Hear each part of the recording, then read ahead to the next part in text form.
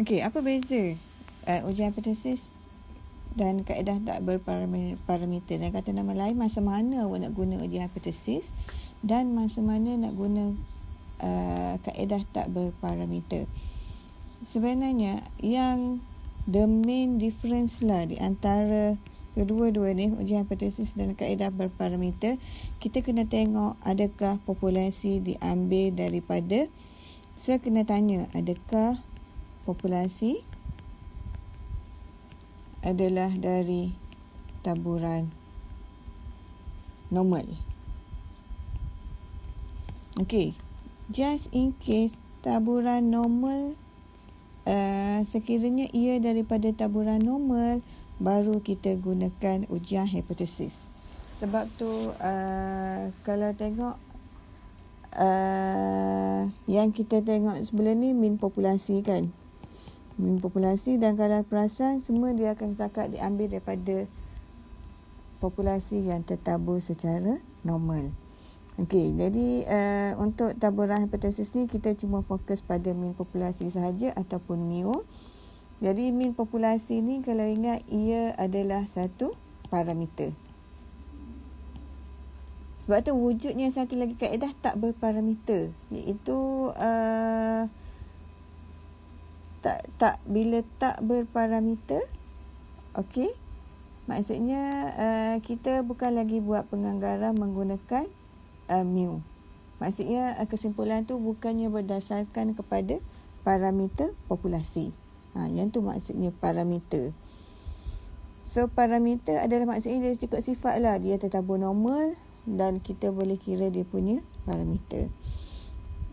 Okey, jadi kalau kita tengok kepada carta alih yang ada dalam modul, okey, sebenarnya kalau tengok adakah sampel tersebut adalah dua sampel merdeka. Merdeka maksudnya dia tak ada kaitan di antara sampel pertama dan juga sampel yang kedua. Ataupun dengan kata nama lain, ia adalah sampel yang tak bersandar. Okey, katakan bagi sampel bersandar, dia ada satu kita panggil sebagai parity test. Yang ni pun kalau perasan saya tak cover dalam lecture. Saya tak ada keperluan. Nanti kalau ada keperluan saya akan cover balik. Dan saya cuma fokus on sampel tak bersandar je lah. Jadi bila sampel tak bersandar, kita kena tengok adakah sigma diberi. Okey, kalau sigma diberi, tak perlu pening-pening. Saiz sampel dia besar ke kecil, memang kita akan gunakan taburan Z. Okey, kalau awak tengok, yang ni adalah untuk yang taburan Z yang ni, untuk dua sampel kan. Kalau satu sampel pun sama, dia akan jadi Z sama dengan X bar tolak mu bahagi sigma per punca kuasa N. Okey. Yang ni sekiranya sigma diberi, memang kita akan gunakan taburan Z. Tapi andai kata sigma tidak diberi, sigma tidak diberi ni maksudnya S yang soalan bagi. S tu apa dia? S adalah sisihan piawai sampel. Okey, sekiranya S diberi, so kita kena tengok adakah saiz sampel besar atau kecil. Yang ni kalau dua sampel. Kalau satu sampel maksudnya N lebih besar daripada 30 je lah. Okey, sekiranya S diberi dan sampel adalah besar. Yang ni sampel besar, iaitu N lebih besar daripada 30. Jadi kita akan gunakan taburan Z. So yang ni untuk dua sampel. Tapi kalau satu sampel, simple je lah. X bar tolak mu bahagi S per punca kuasa N. Okey, apa akan jadi sekiranya S diberi dan sampel adalah kecil? N lebih kecil daripada 30. Okey, bila sampel diberi, S diberi dan N adalah kecil, jadi kita gunakan taburan T. Untuk kes dua populasi, awak kena cari S pool. Tapi untuk kes satu populasi tak ada S pool lah. X bar tolak mu bahagi S per punca kuasa N.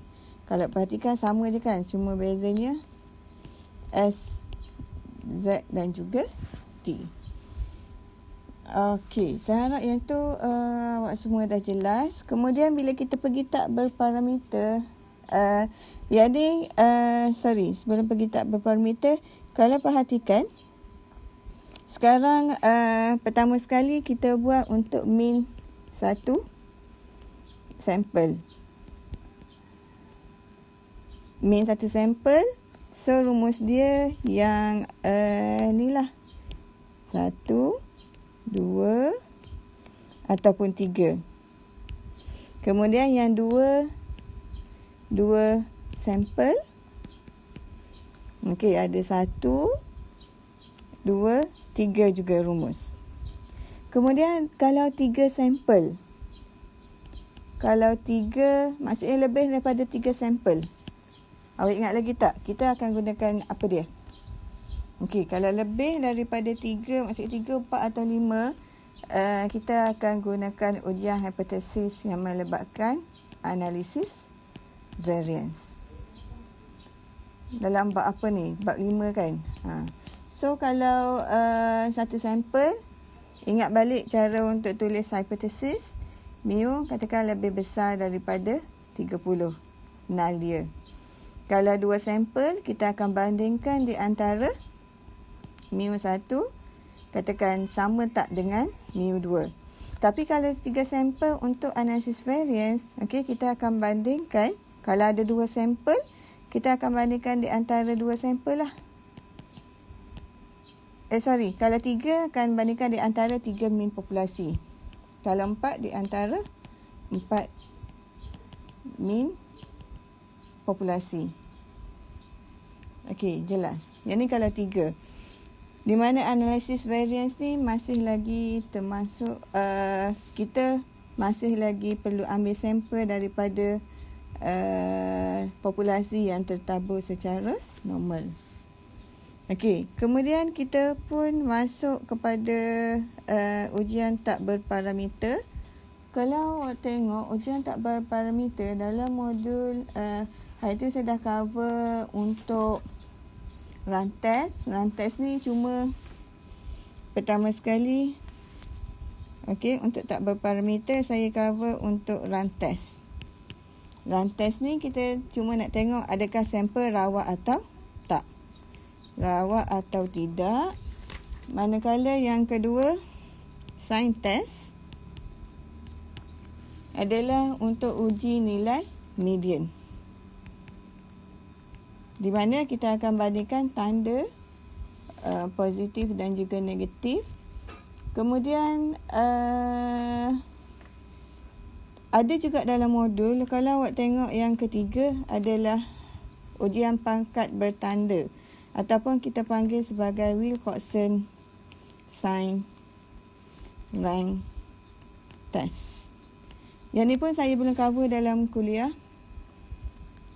Buat masa ni tak ada keperluan. Nanti kalau ada keperluan saya akan cover balik lah sebelum final nanti. Dan Wilcoxon sign rank test ni adalah untuk kes di mana taburan normal dan sampel adalah bersandar.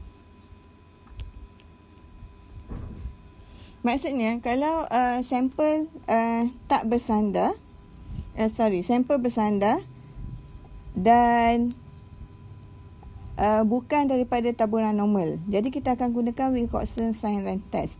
Tapi sekiranya sampel bersandar dan ia diambil daripada taburan normal, kita akan gunakan yang ni, ujian T berpasangan. Okey, sebab tu dua-dua saya tak cover lah supaya awak tak confuse. Dan untuk non-parametrik seterusnya, yang keempat adalah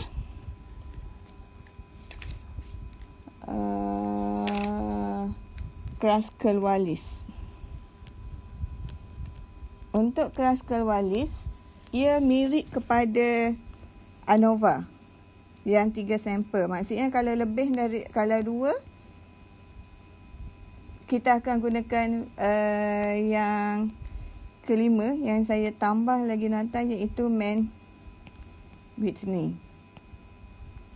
Iaitu Man Whitney, dia akan gunakan untuk sampel kecil dan populasi adalah tak bersandar. Iaitu Man Whitney ni adalah lebih mirip kepada yang ni lah, yang t-test ni.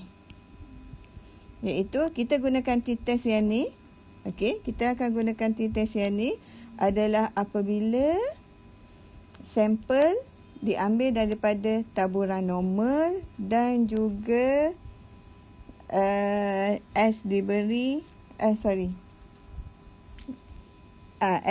dan sampel adalah kecil. Tapi Man Whitney adalah untuk sampel kecil tetapi sampel diambil daripada populasi yang kita tak tahu sebenarnya dia tu tertabur normal ataupun tak normal. Baru kita gunakan Man Whitney.